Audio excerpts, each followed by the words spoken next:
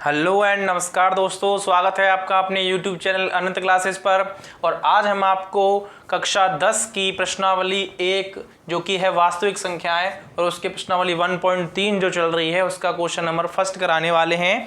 इससे पहले हमने एक थ्योरम नंबर 1.4 यानी प्रमेय 1.4 कराई हुई है, जिसमें हमने रूट 2 को अपर में सिद्ध किया हुआ था। देखिए, रूट 2 कर दें, चाहे रूट 3 कर दें, चाहे रूट 5 कर दें या रूट 7 कर दें, सभी जो थ्योरम है या सभी जो ये सवाल हैं रूट सिद्ध करने के, वो एक ही तरीके से होने हैं। उनमें केवल डिजिट्स चेंज होनी है। जहां जहां पे आपको यहाँ 5 दे रखा है और अगर वो संख्या बदले तो वहां पे 2 या 3 जो भी आपसे करवाए वो लिख देना है। केवल ये संख्या बदलनी होती है और सारी चीजें वही करनी होती हैं। ठीक है, इस सवाल को हम ज़्यादा टाइम नहीं लेते हुए करेंगे। और जो थ्योरम 1.4 है या प्रमेय 1.4 है उसमें हमने आपको पूरे डिटेल में सारी चीज़ें समझाई हुई हैं। जिन बच्चों ने वो नहीं देखी है प्ले स्टोर में जाकर जरूर देखें। ठीक है बच्चों, तो इस क्वेश्चन को करते हैं। और इसमें कुछ भी नहीं है, केवल जो थ्योरम में 1.1 जो प्रमेय 1.4 थी उसके एज इट इज होना है। केवल इसमें वहां पे रूट 2 हमने प्रूफ किया था और एक उदाहरण भी है रूट 3 वाला, वो आपको करना है और एज इट इज एक जैसा ही होगा।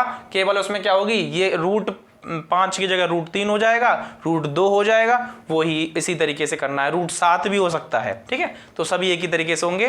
तो ज़्यादा समय व्यक्त ना करते हुए चलिए शुरू करते हैं। तो सबसे पहले हम उपपत्ति लिखेंगे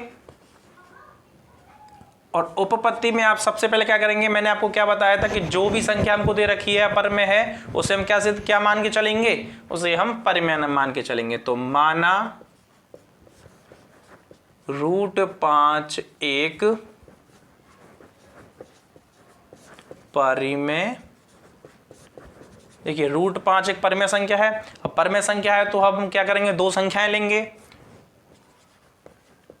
अतः हम दो पूर्णांक a तथा b, जहां b is not equals to 0, इस प्रकार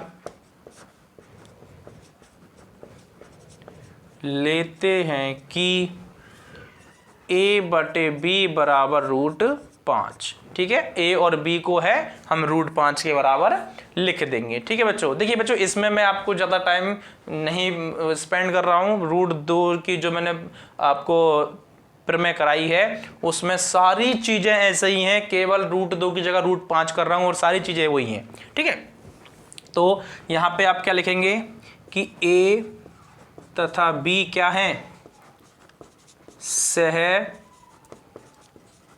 अभाज्य। a तथा b क्या है, सह अभाज्य संख्या हैं जिनके उभयनिष्ठ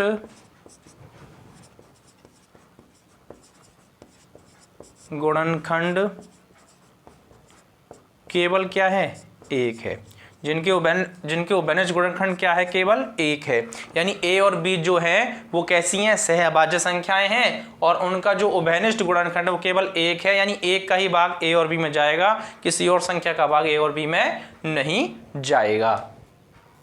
देखिए, अब हमें क्या करना है, देखिए a और b सहभाज्य संख्या हो गई और उभयनिष्ठ गुणनखंड केवल एक हो गया। अब इसको उधर कर लेते हैं। तो देखिए बच्चों, मैं क्या कर रहा हूँ, b को इधर ले जा रहा हूँ, तो a बराबर 5 रूट b हो जाएगा। और मैं रूट को ले जाऊँ तो 5 को इधर ले जाऊँ, उल्टा कर दिया मैंने, रूट 5b इधर हो गया। और जब मैं रूट 5 को इधर ले जा रहा हूँ तो यहाँ पे क्या रह जाएगा, आपका b रह गया। ठीक है बच्चों, यहाँ तक किसी बच्चों को कोई दिक्कत? अब क्या करेंगे, दोनों तरफ वर्ग कर देंगे। तो देखिए बच्चों, दोनों तरफ वर्ग करने पर जब आप दोनों तरफ वर्ग करेंगे तो ये हो जाएगा a² बटे 5 बराबर ये हो जाएगा b²। तो देखिए बच्चों, सेम वही करना है। यहाँ पे देखिए b क्या है, एक पूर्णांक संख्या है। पूर्णांक मतलब पूरा एक पूरी संख्या है, पॉइंटों में नहीं है। और ये अगर पॉइंटों में नहीं है मतलब पूरी संख्या है, इसका मतलब a² में जब हम 5 का भाग दे रहे हैं तो पूरी संख्या आ रही है। यानी a² में 5 का भाग दे रहे हैं तो पूरी संख्या आ रही है। इसका मतलब a² जो है वो 5 से क्या हो रहा है, विभाजित हो रहा है। यानी a² में क्या जा रहा है, आपका 5 का भाग जा रहा है। तो चलिए इसको करते हैं। अब देखेंगे प्रमेय आपने एक पढ़ी है, प्रमेय 1.3 फिर मैं 1.3 से आप देखेंगे कि ए स्क्वायर जो है वो 5 से विभाजित, ए स्क्वायर जो 5 से विभाजित है, अतः ए भी क्या होगा, अतः ए भी 5 से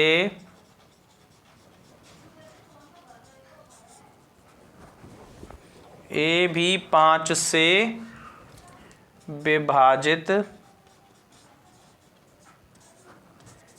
होगा। ठीक है बच्चों, इसको हम समीकरण 1 नाम दे रहे हैं। और यहां तक किसी बच्चों को कोई दिक्कत? तो चलिए बच्चों आगे चलते हैं, स्क्रीनशॉट ले लीजिए पहले।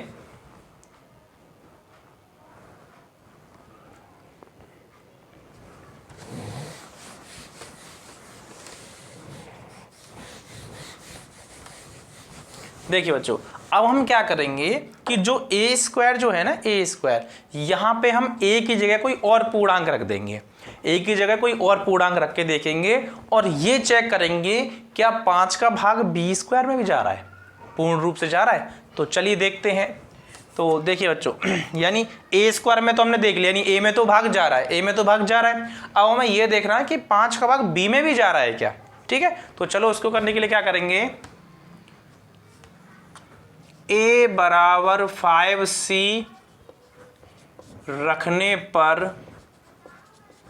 जहां c क्या है, c1, जहां पे c1 पूर्णांक है। ठीक है बच्चों, हम क्या कर रहे हैं, a की जगह 5c रख रहे हैं, जहां पर c क्या है, 1, c1 आपका पूर्णांक है। तो चलिए देखिए, ए की जगह 5 से रखेंगे, देखो 5c का स्क्वायर बटे 5 बराबर बी स्क्वायर। ठीक है बच्चों, क्योंकि देखो ए की जगह तो मैंने 5 से रख दिया, लेकिन उसके ऊपर स्क्वायर था, तो 5c का स्क्वायर बटे 5 बराबर क्या हो जाएगा आपका, बी स्क्वायर। तो चलिए इसको यहां करते हैं। तो 5c का स्क्वायर क्या हो जाएगा आपका, 25c स्क्वायर बटे 5 बराबर बी स्क्वायर। ठीक है बच्चों, क्योंकि देखो 5 का वर्ग करेंगे तो 25 और c का वर्ग करेंगे तो c स्क्वायर बटे 5 बराबर बी स्क्वायर। तो देखिए अब 5 से काटते हैं, 5 एकम 5 और 5 25। देखिए 5 का भाग 5 में दिया, 5 का भाग 1 बार और 5 का बार 5 बार। तो ये क्या हो गया, आप देखेंगे ये हो गया 5c स्क्वायर बराबर बी स्क्वायर। 5c स्क्वायर बराबर क्या हो जाएगा, बी स्क्वायर। देखिए इसके बाद आप क्या करेंगे, हमें निकालनी है c की वैल्यू, तो यहाँ पे चलो यहीं कर देते हैं। तो c स्क्वायर बराबर क्या हो जाएगा, बी स्क्वायर बटे 5। मैंने क्या किया, ये जो 5 था इसको पश्चांतर से क्या कर दिया, b के पास ले गया, और b के पास कहाँ जाएगा, ये बटे में जाएगा। बटे में क्यों जाएगा, क्योंकि बराबर से पहले जो था, ये जो बराबर से पहले जो था,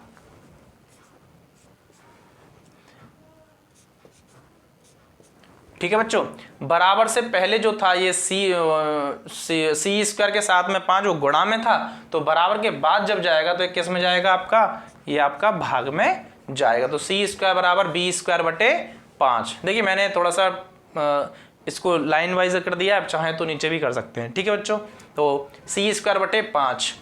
अब इसमें आप अगर देखें, देखो c को मैंने क्या माना था, पूर्णांक माना था, इसका मतलब ये एक पूरी संख्या हुई कोई, और पूरी संख्या है तो इसका स्क्वायर भी क्या है, एक पूरी संख्या है। भाई c आपकी पूरी संख्या है, इसका स्क्वायर भी आपकी पूरी संख्या है, इसका मतलब b स्क्वायर में जब 5 का भाग दे रहे हैं तो एक पूरी संख्या हमको प्राप्त हो रही है।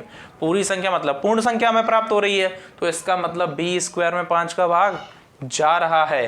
तो आप यहाँ देखेंगे प्रमेय 1.3 से बी स्क्वायर जो है वो किससे विभाजित है, बी स्क्वायर 5 से विभाजित है, अतः बी जो होगा, बी खुद बी भी 5 से विभाजित होगा। देखिए बच्चों, बी स्क्वायर 5 से विभाजित है तो बी भी क्या होगा, 5 से विभाजित होगा। जैसे इसका देखा था वैसे उसका देखा है।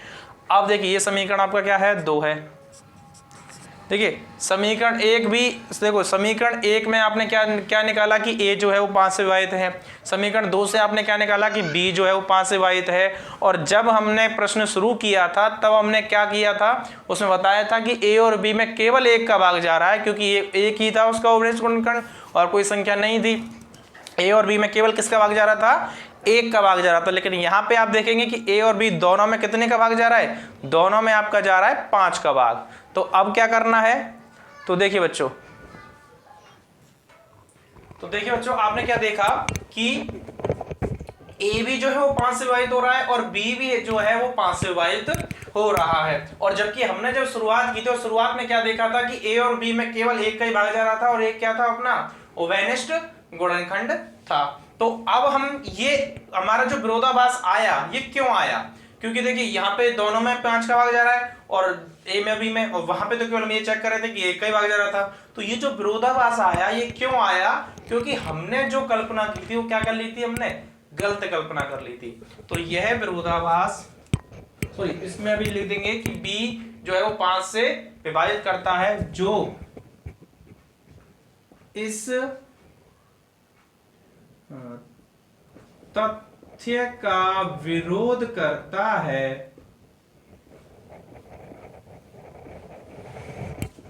कि ए तथा बी का 1 के अतिरिक्त कोई उभयनिष्ठ गुणनखंड नहीं है। यानी जो वो इस चीज का विरोध कर रहा है कि 1 के अतिरिक्त उसका कोई और उभयनिष्ठ गुणनखंड नहीं है, किसका, ए और बी का। और जो कि विरोधाभास तुम्हारा आया है, तो ये जो विरोधाभास आया है, और जो ये विरोधाभास आया है,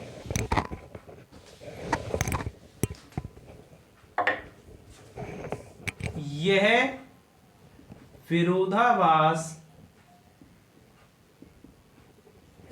विरोधाभास हमारी